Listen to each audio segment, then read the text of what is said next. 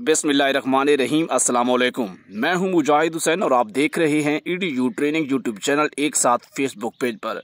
Viewer, आज की video में हम एहसास प्रोग्राम की तरफ से दिए जाने वाले 5,000 रुपये की स्कीम जो इस वक्त अपने अरूज पर है, जारी है, वो 5,000 रुपये आप किस तरह ले सकते हैं, उसके लेने का क्या तरीकाकार है, उसकी रजिस्ट्रेशन कब हुई या कब होगी, इसकी तमाम तरह डिटेल इस छोटी सी वीडियो का हिस्सा है। आज की ये वीडियो का मालूमात नहीं हो सकती है तो ज़रूर सुनिएगा।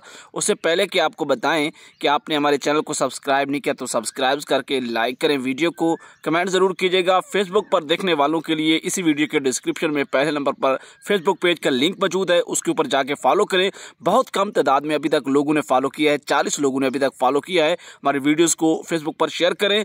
ये जो प्रोग्राम मैं आपको बता रहा हूँ 5,000 रुपये का, ये एहसास राशन रियायत का प्रोग्राम है, जिसकी मद में आपको 5,000 रुपये का करियाना सामान इस वक्त करियाना रजिस्टर्ड करियाना जो है वो आपको दे रहे हैं।